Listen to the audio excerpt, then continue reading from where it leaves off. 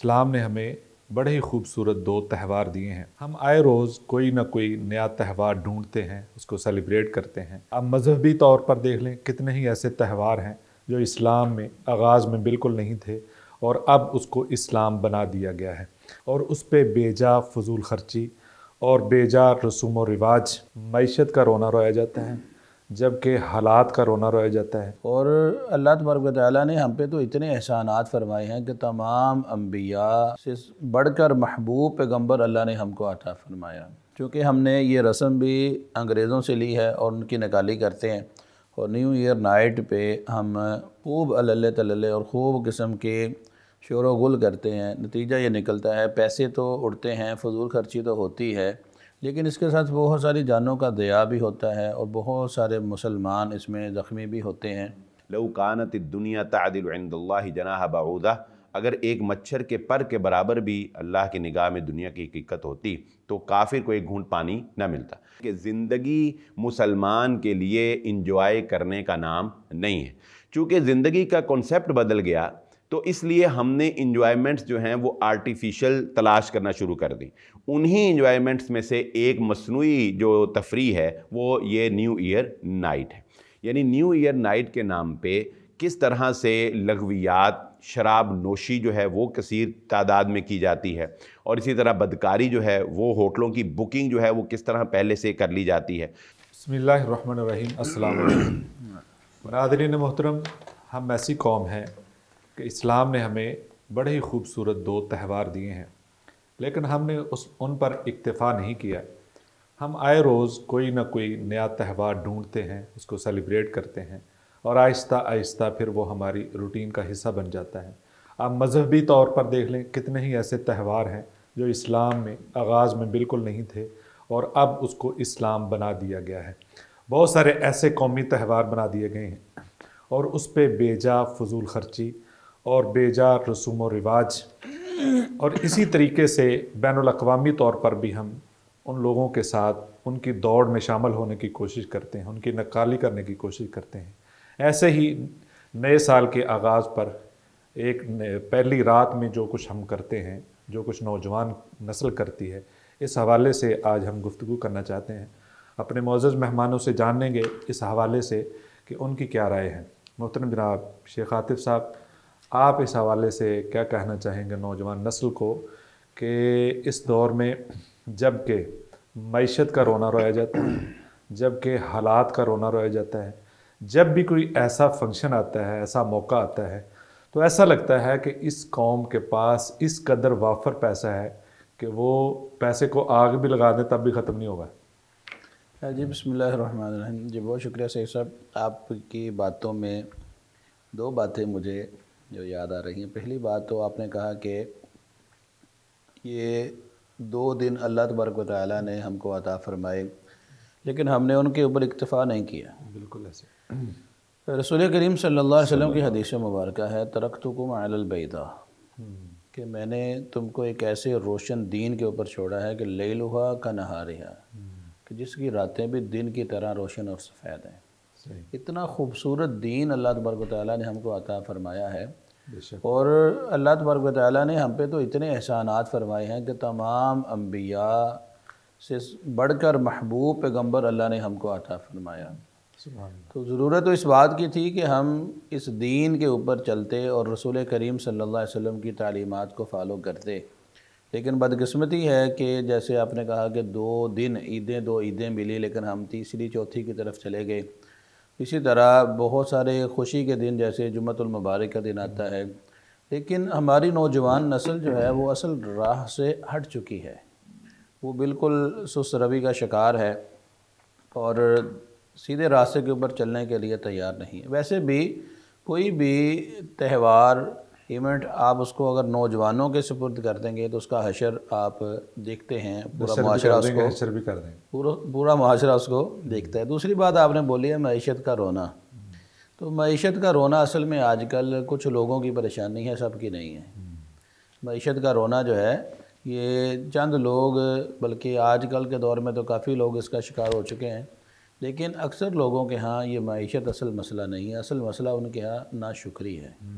وہ اللہ تبارک و تعالیٰ کی نعمتوں کی ناقدری کرتے ہیں، تو لہذا یہ معیشت کا رونا صرف وہی لوگ روتے ہیں جن کے پاس گزر بسر کی روٹی نہیں ہوتی، وگرنہ عام لوگ اس کو پیسے کو ہللوں تللوں میں اس کو ضائع ہی کرتے ہیں، اور اس کو جیسے آپ نے کہا کہ آگ میں لگا دیں تو مال ختم نہ ہو، ایسے لوگ موجود ہیں۔ تو بہرحال ہم آتے ہیں اصل موضوع کی طرف کہ 2023 کا اختتام ہے، 2024 شروع ہونے والا ہے، اور ہمارے ہاں عمومی طور پہ چونکہ ہم نے یہ رسم بھی انگریزوں سے لی ہے اور ان کی نکالی کرتے ہیں، اور نیو ایئر نائٹ پہ ہم خوب اللہ تللے اور خوب قسم کے شور و گل کرتے ہیں۔ نتیجہ یہ نکلتا ہے پیسے تو اڑتے ہیں، فضول خرچی تو ہوتی ہے، لیکن اس کے ساتھ بہت ساری جانوں کا ضیاع بھی ہوتا ہے اور بہت سارے مسلمان اس میں زخمی بھی ہوتے ہیں۔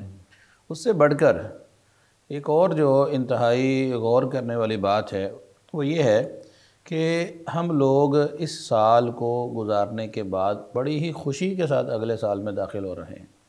خوشی ہونی چاہیے اگر ہم نے دین کے اندر اپنے آپ کو راسخ کر لیا ہو، خوشی ہونی چاہیے اگر ہم نے پورے سال میں 5 وقت کی نمازوں کا اہتمام کیا ہو، خوشی ہونی چاہیے اگر ہم نے رمضان کے روزوں کا اہتمام کیا ہو، خوشی ہونی چاہیے اگر ہم نے اللہ کو راضی کر لیا ہو اور شیطان کے خلاف ڈٹ کر کھڑے ہو گئے ہوں، پھر تو خوشی ہونی چاہیے، اور اس میں اللہ تبارک و تعالیٰ سے نئے عزم کے ساتھ ہم 2024 کے اندر داخل ہوں کہ ہم نے اس میں بڑھ چڑھ کر اللہ کی عبادات کرنی ہے، تب تو خوشی ہونی چاہیے۔ لیکن خوشی شیخ صاحب دیکھیں، اسلام نے خوشی بھی، اگر آپ پورا رمضان روزے رکھتے ہیں، قرآن کی تلاوت کرتے ہیں، قیام کرتے ہیں، سارا کچھ کرنے کے بعد بھی اسلام نے خوشی کیا ہے؟ سجدہ ریز ہونے کو خوشی کا ہے۔ خوشی تو ہے، مسلمانوں کی خوشی تو ہے ہی سجدہ ریز ہونا ہے، جیسے عید الفطر کی نماز یہ بھی خوشی ہے، عید الاضحیٰ کی نماز یہ بھی خوشی ہے، رسول اللہ صلی اللہ علیہ وسلم نے بیت اللہ کو فتح کیا تو سجدہ ریز ہوئے، یہ بھی خوشی ہے۔ اسی طرح مسجد اقصیٰ کو، یہ فلسطین کو یا دیگر معاملات کو، بیت المقدس کو جب فتح کیا گیا تو سجدہ ریز ہوا کہ مسلمان کی خوشی تو ہے ہی یہی۔ یہ ون ویلنگ کرنا اور اسی طرح شراب کباب کی محفلیں منعقد کرنا اور یہ شور و گل کرنا اور یوں ہی 12 بج جائیں آتش بازی کا اہتمام کرنا اور نوجوانوں کا مری کی طرف رخ کرنا، یا اسی طرح فیصل آباد کے اندر یہ کنار روڈ پہ یا اسی طرح کوہ نور کی طرف نوجوانوں کا جمع ہونا، یہ کوئی دین تو نہیں ہے اور نہ ہی دین کے مطابق یہ چلنے کا ان کا عزم ہے۔ اصل بات یہ ہے کہ اللہ تبارک و تعالیٰ قرآن مجید میں فرماتے ہیں اقترب للناس حسابهم وهم فی غفلۃ معرضون، لوگ غفلت کا شکار ہیں اور ان کے اوپر قیامت کا وقت آ چکا ہے۔ حضرت عمر رضی اللہ تعالیٰ عنہ کا قول ہے حاسبوا قبل ان تحاسبوا، اپنا محاسبہ کر لو قبل اس کے کہ آپ کا محاسبہ کیا جائے، تو قبل اس کے کہ اللہ آپ کا حساب لیں اس سے پہلے آپ خود اپنا حساب کر لیں۔ اور اسی طرح حضرت عبداللہ بن عمر رضی اللہ تعالیٰ عنہ کا یہ قول ہے کہ اذا اصبحت فلا تنتظر المساء واذا امسیت فلا تنتظر الصباح، جب شام کر لو تو صبح کا انتظار مت کرو، جب صبح ہو جائے تو شام کا انتظار مت کرو۔ مطلب یہ ہے کہ اپنے وقت کو غنیمت جانو، جو اللہ نے آپ کو فرصت دی ہے اس میں اللہ کی بندگی کر کے اللہ تبارک و تعالیٰ کو راضی کر لو۔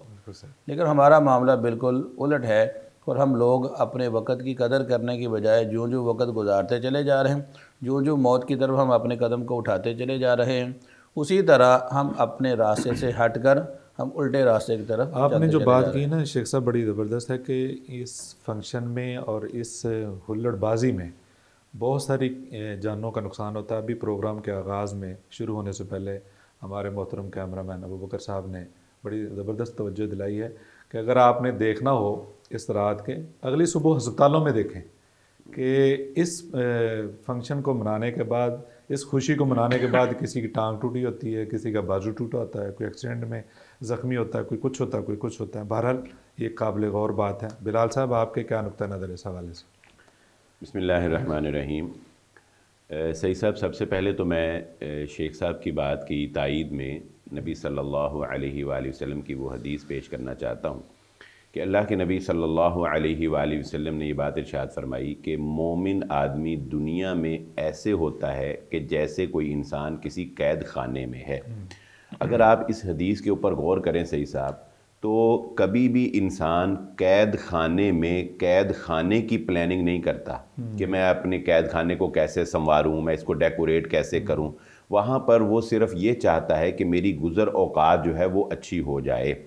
اگر ہم اس دنیا کو قید خانہ سمجھیں تو سب سے پہلے ہمارا رویہ یہ ہونا چاہیے کہ جس طرح ہم دنیا کے پیچھے دیوانہ وار جا رہے ہیں اور ایک جنون کسی کیفیت طاری ہے ہمارے اوپر کہ کسی طرح سے ہمارا یہ قید خانہ جو ہے یہ جنت نظیر ہو جائے، تو یہ اگر ہم اس حدیث کو سمجھ جائیں تو پہلے تو ہم اس پاگل پن سے نکل آئیں گے۔ دوسری بات آپ یہ دیکھیں صحیح صاحب کہ کوئی بھی قیدی جو ہے اس کی جو پلاننگ ہوتی ہے وہ قید خانے کی نہیں بلکہ رہائی کے بعد کی ہوتی ہے۔ وہ یہ سوچتا ہے کہ میں رہا ہو کر کہاں جاؤں گا، میں رہا ہو کر کیا کروں گا، میں رہائی کے بعد کیسے لائف گزاروں گا۔ تو رسول اللہ صلی اللہ علیہ وسلم کے اس فرمان سے ہمیں یہ پتہ چلتا ہے کہ ہماری اصل جو رہائی ہے وہ موت کے بعد ہے۔ جب موت آئے گی تو اس کے بعد کی زندگی جو ہے ہمیں اس کے لیے پلاننگ کرنی ہے کہ میری کون سے ایسے اعمال ہیں جو مرنے کے بعد مجھے فائدہ دیں گے، میں اللہ تعالیٰ سے کیسے ملاقات کروں گا، میں کیسے اللہ کے سامنے اپنے اعمال کو پیش کر پاؤں گا، یا کون کون سی میری ایسی نیکیاں ہیں جن کو میں اللہ سے پیش کر کے اپنی بخشش کا سامان کروں گا۔ تو ایک تو سال بدلنے کے ساتھ ہمیں اس بات کو سمجھنا چاہیے کہ ہم ایک قید خانے میں ہیں اور دنیا کی محبت اور دنیا کا جو جاہ و جلال ہم جس کے لیے ہم دیوانے نظر آ رہے ہیں، اس کی حقیقت اللہ کی نگاہ میں ایک پر کاہ کی بھی نہیں ہے۔ اگر ایک مچھر کے پر جتنی وقت بھی ہوتی تو آپ جانتے ہیں وہ حدیث کے نبی صلی اللہ علیہ وسلم نے فرمایا لو کانت الدنیا تعدل عند اللہ جناح بعوضہ، اگر ایک مچھر کے پر کے برابر بھی اللہ کی نگاہ میں دنیا کی حقیقت ہوتی تو کافر کو ایک گھونٹ پانی نہ ملتا۔ لیکن اللہ دنیا کو حقیقی نعمت سمجھتے نہیں ہیں۔ جس چیز کو اللہ حقیقی نعمت سمجھتے ہیں وہ جنت ہے، اور جنت کی خوشبو میلوں سے آئے گی، لیکن کافر کو جنت کی خوشبو بھی نہیں مل سکتی۔ تو ایک تو اس بات پہ ہمیں اس سال کے اختتام میں اس بات کو ضرور فوکس کرنا ہوگا۔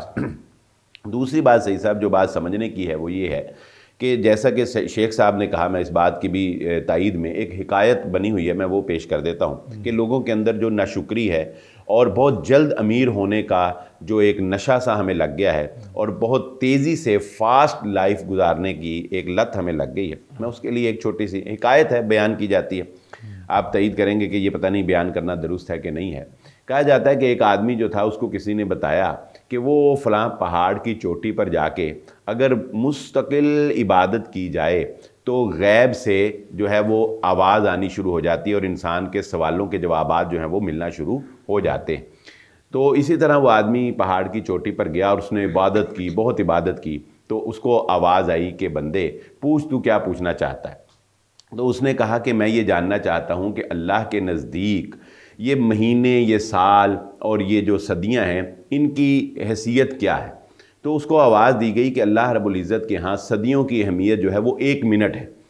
تو اس نے کہا اچھا، پھر اس نے پوچھا کہ اچھا میں یہ پوچھنا چاہتا ہوں کہ اللہ کے نزدیک اربوں ٹریلین روپے کی مال و دولت کی حیثیت کیا ہے؟ تو اس کو بتایا گیا کہ اللہ کے نزدیک ٹریلین ڈالر بھی ہوں تو اس کی حیثیت جو ہے وہ 1 روپے کی ہے۔ تو وہ آدمی کہنے لگا کہ یا اللہ اتنی میں نے عبادت کی ہے اور میری بات چیت بھی اب ہو رہی ہے، تو میں یہ چاہتا ہوں کہ اللہ تو مجھے صرف وہ 1 روپیہ دے دے۔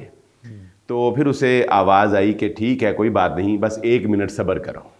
یعنی بتانے کا مقصد کیا ہے کہ ہم جلدی چاہتے ہیں، ہم 1 منٹ کا، اس نے کہا کہ مجھے 1 روپیہ دے دے، کیا مطلب کہ وہ ٹریلین روپے چاہتا ہے لیکن 1 منٹ صبر نہیں کر سکتا۔ ٹھیک ہے، تو 1 منٹ کا صبر جو ہے وہ ہمارے اندر نہیں، مشکل ہے۔ بالخصوص جو نئی نسل ہے، جو نوجوان نسل ہے، وہ تو یہ چاہتی ہے کہ بس شادی سے پہلے ہی میرے پاس بنگلہ ہو، میرے پاس گاڑی ہو اور میرے پاس سب کچھ ہو، اور میں کسی طرح سے شادی سے پہلے ہی ایک پرفیکٹ انسان بن جاؤں اور پھر دیکھو کہ میں زندگی کیسے انجوائے کرتا ہوں۔ تو ہم یہ پیغام اپنے اس پروگرام کے توسط سے دینا چاہتے ہیں کہ زندگی مسلمان کے لیے انجوائے کرنے کا نام نہیں ہے۔ چونکہ زندگی کا کنسیپٹ بدل گیا تو اس لیے ہم نے انجوائمنٹس جو ہیں وہ آرٹیفیشل تلاش کرنا شروع کر دی۔ انہی انجوائمنٹس میں سے ایک مصنوعی جو تفریح ہے وہ یہ نیو ایئر نائٹ ہے۔ یعنی نیو ایئر نائٹ کے نام پہ کس طرح سے لغویات، شراب نوشی جو ہے وہ کثیر تعداد میں کی جاتی ہے، اور اسی طرح بدکاری جو ہے وہ ہوٹلوں کی بکنگ جو ہے وہ کس طرح پہلے سے کر لی جاتی ہے۔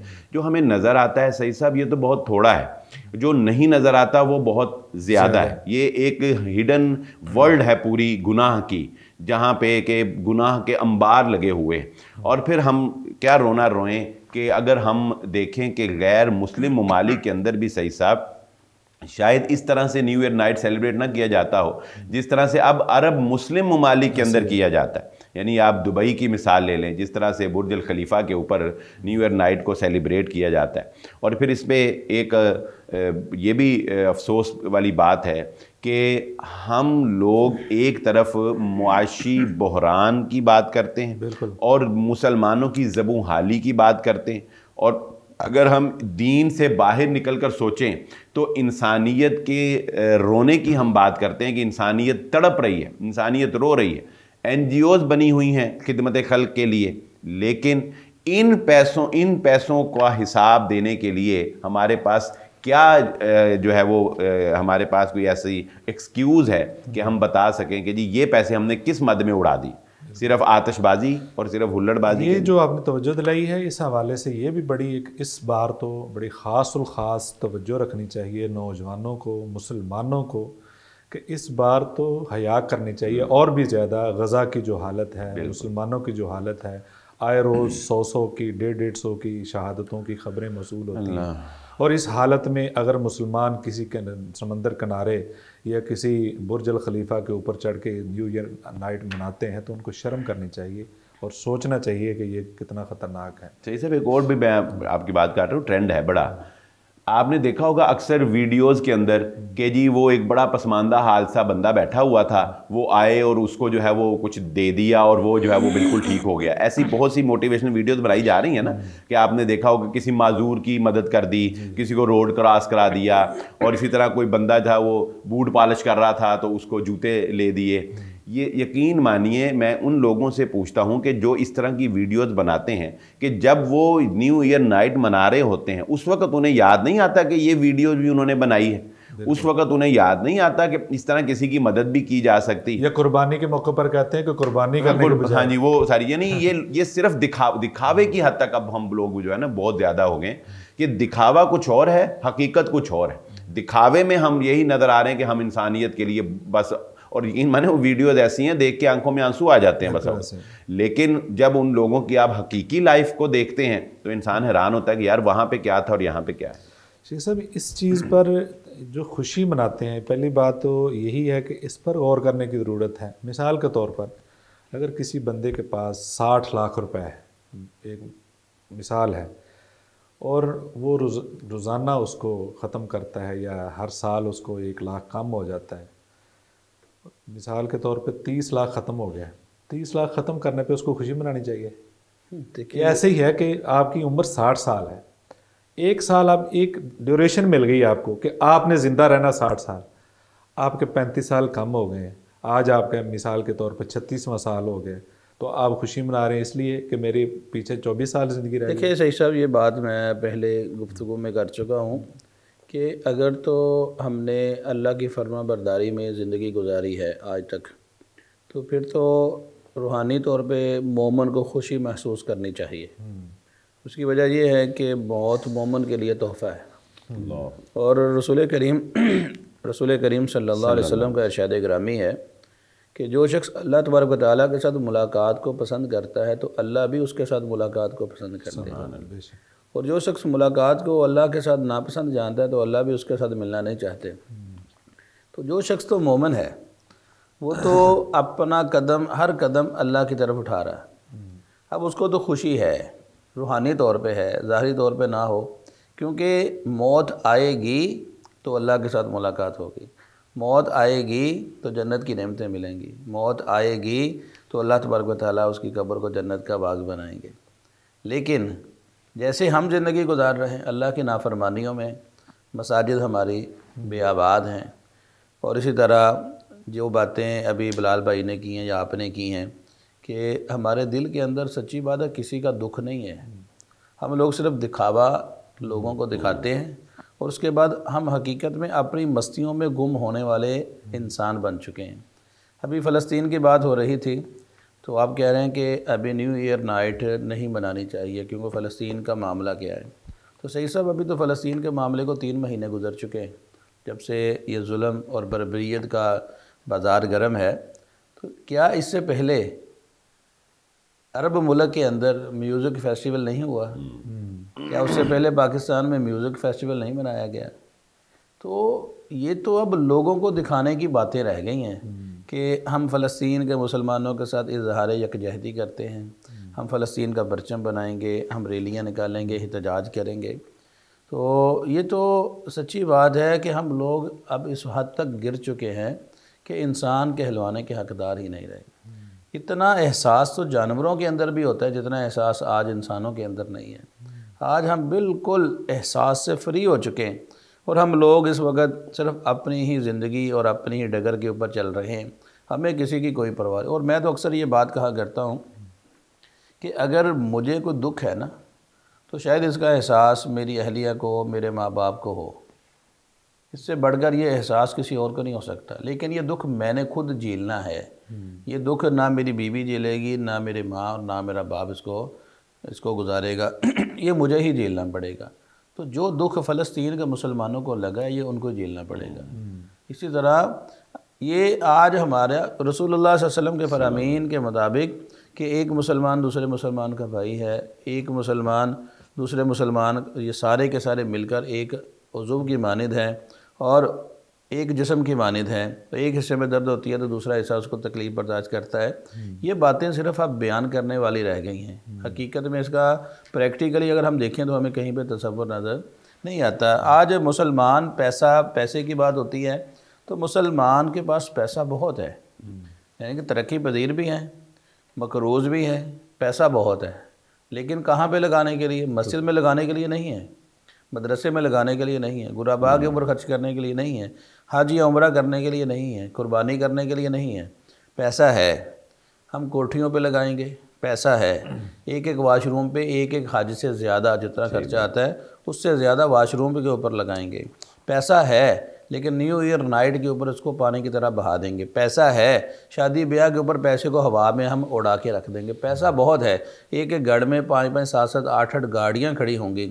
پیسہ بہت ہے لیکن صرف اپنے لیے، کسی غریب کے لیے نہیں ہے اور دین کے لیے ہمارے پاس پیسہ نہیں۔ اللہ بھی ان لوگوں سے نا توفیق چھین لیتے ہیں جنہوں کو اللہ کے راستے میں خرچ کرنے کی عادت نہیں رہتی، اللہ ان سے توفیق ہی چھین لیتا ہے۔ بلال صاحب، یہ جو موبائل ہے، سوشل میڈیا ہے، یہ انسان کو بار بار ایک توجہ بھی دلاتا ہے۔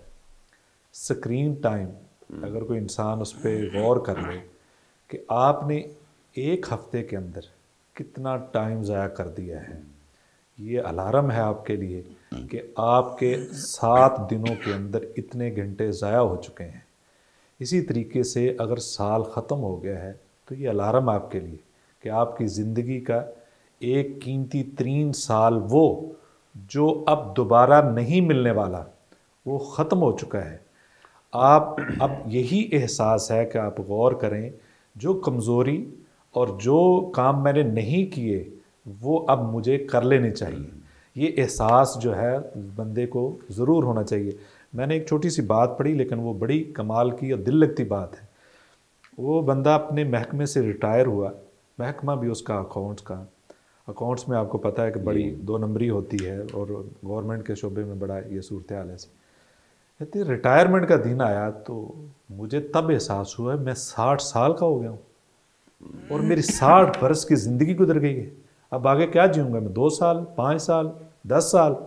زیادہ زندگی تو گزار چکا ہوں، اور وہ بھی میں نے فراڈ میں گزار دی ہے، وہ بھی میں نے بے ایمانیوں میں گزار دی ہے۔ کہتے اسی سوچ نے مجھے ہلا کے رکھ دیا ہے۔ اگرچہ لیٹ آئی یہ سوچ، لیکن آ جائے تو یہ بڑی غنیمت ہے۔ وہ آخری سانس سے پہلے اگر سوچ آ جائے تو لہذا ہمیں یہ بتائیں، ناظرین کو یہ بتائیں کہ ابھی بھی وقت ہے، یہ مہلت بہت قیمتی ہے۔ اگر آپ نے نمازیں نہیں پڑھی باقاعدگی سے شروع کر دیں، اگر قرآن کی طرف پلٹے نہیں تو پلٹ آئیں، اگر آپ قیام کی طرف، نماز کی طرف نہیں پلٹے تو پلٹ آئیں، اگر اللہ کی طرف نہیں پلٹے تو پلٹ آئیں۔ یہ الارم ہے آپ کے لیے کہ آپ کی زندگی کے قیمتی ترین سال گزر چکے ہیں. آپ اس حوالے سے رہنمائی دیں. سید صاحب کمال جائیں اس رب العالمین کی محبت پر جو وہ اپنے بندوں سے کرتا ہے کہ رسول اللہ صلی اللہ علیہ وآلہ وسلم نے ارشاد فرمایا التائب من الذنب کمن لا ذنب لہ. گناہ سے جب انسان توبہ کر لیتا ہے تو اللہ رب العزت اس کو ایسے ہی شمار کرتے ہیں کہ جیسے اس نے کبھی وہ گناہ کیا ہی نہیں ہوتا. یہ 2023 کے اختتام پہ نوجوانوں کے لیے یہ بھی ایک میسیج ہے کہ پچھلی زندگی میں جو گناہ ہو چکے ان کے اوپر رونا دھونا، ان کے اوپر ہر وقت پریشان رہنا، خود کو ڈپریشن میں لے جانا اور خود کو انزائٹی کا مریض بنا لینا، اس سے نکلنے کا ایک بہت بہترین راستہ اللہ رب العزت نے ہمارے لیے یہ رکھا ہے کہ آپ اپنے سابقہ گناہوں سے توبہ کریں. اگر کوئی ایسا غیر اسلامی ریلیشن ہے اس کو جو ہے وہ ختم کریں. اگر کوئی گناہ کی عادت آپ کو مستقل لگی ہوئی ہے اس کو ختم کریں، اور اس کو ختم کرنے کا بہترین جو فارمولہ ہے وہ توبہ ہی ہے، کیونکہ آپ جانتے ہیں کہ توبہ کی شرائط میں سے یہ ضروری ہے کہ اس گناہ کو چھوڑ دیا جائے اور آئندہ نہ کرنے کا عزم بھی کیا جائے، اور پھر اللہ رب العزت سے معافی بھی مانگی جائے. حقوق العباد میں سے ہو تو اس بندے سے جا کے معافی مانگی جائے یا اس کا حق ادا کر دیا جائے. تو اس سال کے اختتام پہ ایک پیغام تو نوجوانوں کے لیے یہ ہے کہ وہ اپنی سابقہ زندگی سے آج ہی توبہ کر کے ایک نئی زندگی کا آغاز کریں، ایک نئی شروعات کریں، ایک پاکیزہ زندگی، ایک ایسی زندگی کہ جس میں آپ نمازوں کے پابند ہوں، آپ قرآن مجید کی تلاوت کرنے والے ہوں. بلکہ صحیح صاحب میں ابھی آپ کی پروگرام سے پہلے کچھ آپ ذرا تھوڑے لیٹ آئے تو میں یہ دیکھ رہا تھا، میں نے کہا کہ کوئی موٹیویشنل سپیکرز اکثر اس پہ ویڈیوز بناتے ہیں کہ 2024 کیسے ہو یہ، تو میں سرچ کر رہا تھا کہ شاید کوئی بات مجھے مل جائے. تو یقین مانیے جو 4-5 ویڈیوز کے میں نے ہلکے ہلکے ان کو دیکھا تو یہ وہ ساری وہ باتیں تھیں جو پہلے سے مسلمان کی عادت ہوتی ہیں. رات کو جلدی سونے کی عادت بنائیں جی، رات کو کسی نے کہا جی رات کو سونے سے پہلے کچھ پازیٹیو سوچ کر سوئیں، اس سے آپ کا سارا برین جو ہے وہ ہوگا. بھئی جب آپ دعائیں پڑھ کے سوئیں گے تو اس سے زیادہ پازیٹیوٹی کیا ہو سکتی. ٹھیک ہے. اسی طرح انہوں نے کہا کسی نے کہا جی صبح جلدی اٹھیں، کسی نے کہا جی ٹائم مینجمنٹ. اب جو بندہ صحیح صاحب نمازوں کا پابند ہے اس سے بہتر ٹائم مینجمنٹ کون جان سکتا ہے کہ کبھی ایک سیکنڈ کی بھی تاخیر جو ہے وہ اس میں نہیں ہوتی. تو میں کہتا ہوں کہ اگر آپ مسلمان ہیں نا تو آپ کو کسی سے پلاننگ کی گائیڈنس لینے کی ضرورت نہیں ہے. آپ کے پاس محمد رسول اللہ صلی اللہ علیہ وآلہ وسلم کا دیا ہوا ایک پلانر ہے. کوئی کہہ رہا ہے جی آپ اپنی ڈائٹ کو کنٹرول کریں، آپ فاسٹنگ کریں، آپ یہ کریں، آپ وہ کریں. اب اگر آپ نبی صلی اللہ علیہ وآلہ وسلم کی بتائی ہوئی ڈائٹ کے مطابق چلنے لگ جاتے ہیں آپ کو اس کی بھی ضرورت نہیں پیش آتی.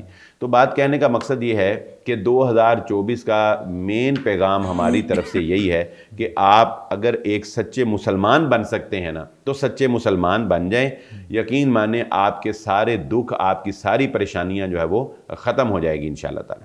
آپ نے جو بات کی ہے کہ اس حوالے سے کہ منظم زندگی مسلمان کو اسلام نے دی ہے، بالکل اس سے بڑھ کر منظم واقع کیا ہو سکتی ہے.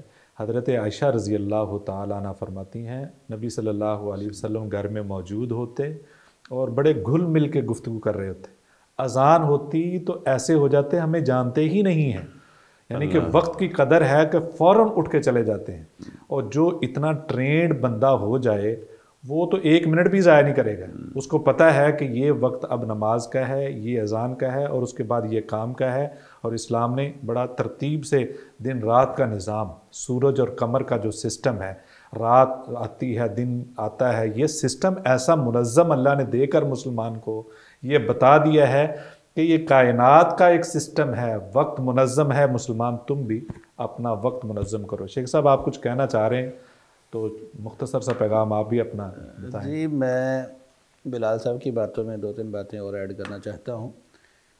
یہ مہلت کی بات ہے تو رسول کریم صلی اللہ علیہ وسلم سے یہ بات مروی ہے کہ جب بندہ 40 سال کی عمر کو پہنچ جاتا ہے تو اس کو یہ آیت پڑھنی چاہیے، دعا پڑھنی چاہیے، ربی اوزعنی ان اشکر نعمتک التی انعمت علی وعلی والدی وان اعمل صالحا ترضاہ واصلح لی فی ذریتی انی تبت الیک وانی من المسلمین.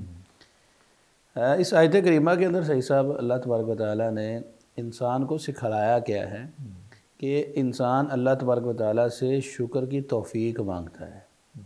مطلب کیا ہے کہ 40 سال پورے ہونے کے بعد اب یہ انسان کی جوانی کو تقریباً سمجھیں کہ اب گزر چکی ہے، اب بڑھاپے کی طرف قدم رکھ رہا ہے۔ اب یہاں پہ اللہ تبارک و تعالیٰ سے توفیق کیا مانگی جا رہی ہے؟ وَأَنْ أَعْمَلَ صَالِحًا تَرْضَاهُ، اللہ ایسے عمل کرنے کی توفیق دے دے جس سے تو راضی ہو جائے۔ یعنی کہ ہمیں یہ سکھلایا گیا ہے کہ دنیا ہی سب کچھ نہیں ہے کہ جس کے آپ ہو کے رہ جاؤ، بلکہ اصل تمہیں دنیا میں بھیجنے کا مقصد ہمارا اپنی بندگی ہے، لہذا یہ بندگی تم نے کرنی ہے۔ اور جب بندہ 60 سال کی عمر کو پہنچ جاتا ہے اور اس کے بعد بھی وہ نیک عمل نہیں کرتا، تو رسول کریم صلی اللہ علیہ وسلم کے فرمان کے مطابق یہ عمر ایسی ہے کہ جس میں اب اللہ تبارک و تعالیٰ اس کے کسی عذر کو قبول بھی نہیں کریں گے۔ کہ وہ بندہ کہے جی جیسے اللہ نے قرآن میں نقشہ کھینچا ہے کہ انسان کہے اے اللہ مجھے ایک تھوڑی سی مہلت دے دے، میں واپس جاؤں گا، تیری بندگی کروں گا، تیرا بندہ بن کے رہوں گا، تیری عبادت کروں گا، جو گناہ کرتا تھا اس کو چھوڑ دوں گا، لیکن اب نہیں، اب یہ عذر اللہ کی بارگاہ میں قبول نہیں ہے، چونکہ تو نے عمر وہ گزار دی۔ جیسے آپ نے کہا کہ 60 سال کی عمر کے بعد جب ریٹائرمنٹ ہوئی پھر اس کو احساس ہوا کہ میں کیا کر بیٹھا، تو لہٰذا یہ آپ کے پاس مہلت ہے جو وقت اللہ نے دیا۔ اور جہاں تک بلال بھائی نے اشارہ کیا توبہ کے حوالے سے التائب من الذنب کمن لا ذنب لہ، تو اللہ تبارک و تعالیٰ تو اتنے رؤوف الرحیم ہے، اتنے زیادہ شفقت کرنے والے ہیں کہ اگر انسان کسی مجلس میں موجود ہو اور اس کے دل کے اندر ندامت اور شرمندگی پیدا ہو جائے تو اللہ تو اس کے گناہوں کو معاف کر دیتے ہیں۔ تو اللہ تبارک و تعالیٰ سے اگر کوئی انسان توبہ کر لے تو اللہ تبارک و تعالیٰ سابقہ گناہوں کو صرف معاف ہی نہیں کرتے بلکہ اللہ اس کو نیکیوں کے ساتھ بدل بھی دیتے ہیں۔ جہاں تک بلال بھائی نے بات کی ہے موٹیویشنل سپیکرز کی کہ ان کی باتوں کو سنیں تو وہی نظر آتا ہے جو باتیں ہم پہلے سن چکے ہیں، تو میں تو اس کی مثال تو یہ دینا چاہتا ہوں جیسے گلاب کی ایک حقیقی خوشبو ہوتی ہے، اس کے اوپر مصنوعی خوشبو اگر آپ چھڑکیں گے تو وہ گلاب کی خوشبو بھی ختم ہو جائے گی۔ تو یہ تو ایسے ہی ہے جیسے رات کے اذکار ہے، یہ پازیٹیو آپ سوچ کر سوئیں، تو جب اذکار پڑھیں گے تو پازیٹیو تھنکنگ آپ کی خود ہی ہو جائے گی۔ تو جب آپ عبادات کریں گے تو آپ کے ذہنوں کے اندر وہ منفی رویے سارے ختم ہو جائیں گے۔ تو لہذا ہم یہ مصنوعی یہ موٹیویشنل سپیکرز جو ہیں یہ مصنوعی خوشبو چھڑک رہے ہیں اس کے اوپر، لوگوں کو وہی باتیں بتلائیں جو باتیں دین کے اندر موجود ہیں۔ اب لوگوں کو سکھلا رہے ہیں پازیٹیو تھنکنگ، اب ہر آدمی اپنی لائف کے مطابق پازیٹیو تھنکنگ لے گا، تو آپ ان کو دین کی باتیں بتائیں۔ اگر وہ دین کی باتیں نہیں بتائیں گے تو پھر ان کا امتیاز کیا ہوگا؟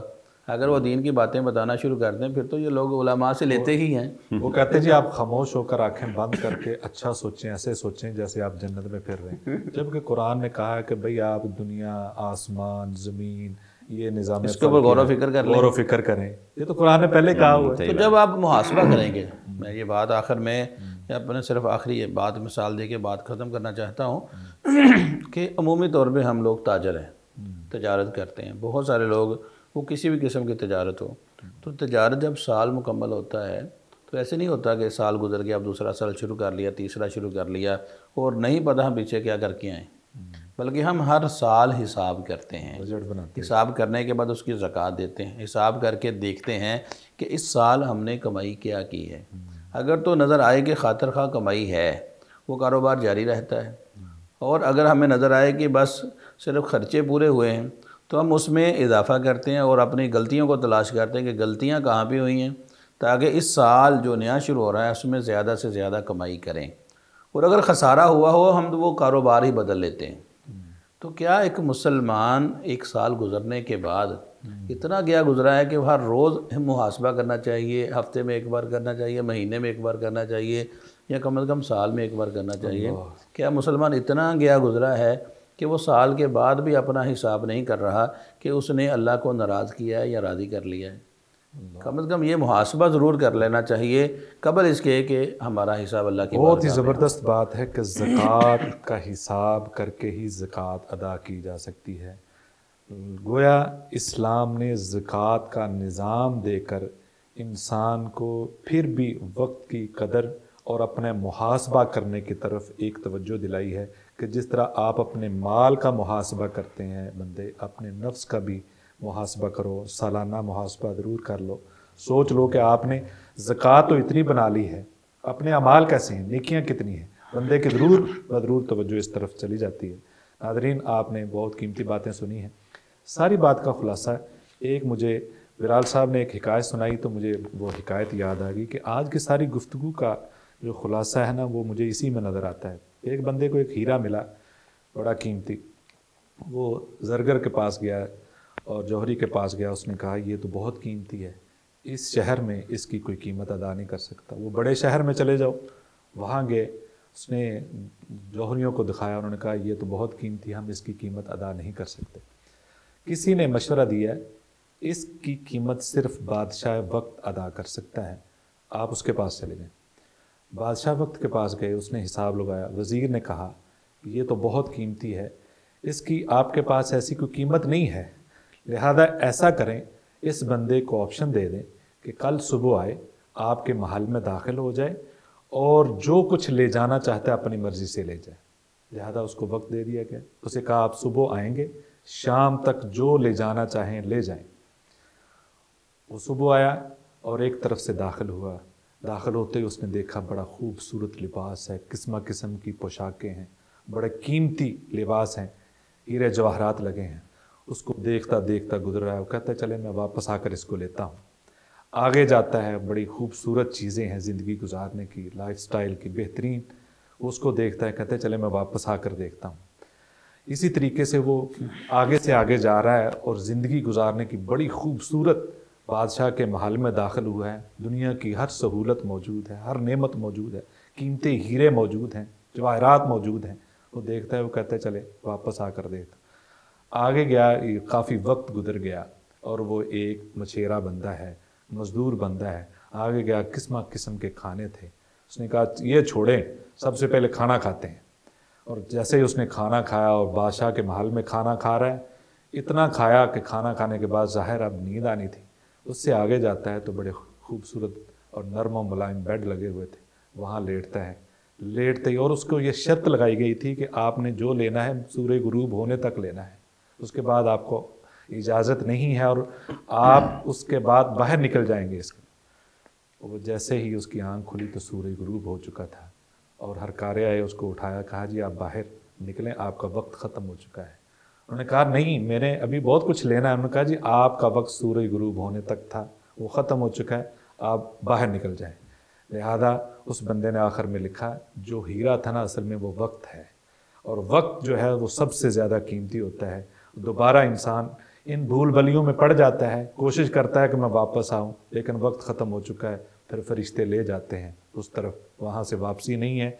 आप अपनी ज़िंदगी कदर करें, 2023 गुजर चुका है। अगर नीयत में फतूर था तो नीयत को दुरुस्त कर लें। अगर कोई अहदाफ पूरे नहीं हुए या मुकर्रर ही नहीं किए थे, उनको मुकर्रर कर लें। अगर कोई तिलावत में कमी थी, नमाज़ों में कमी थी, अपने ज़िक्र व अज़कार में कमी थी, खैर खाही में, खिदमत खलक में कमी थी, उन अहदाफ को पूरा करें और अपने वक्त को मुनज़्ज़म करें और 2024 को यादगार बनाएं, अपनी ज़िंदगी को यादगार बनाएं। बहुत शुक्रिया। अस्सलाम वालेकुम।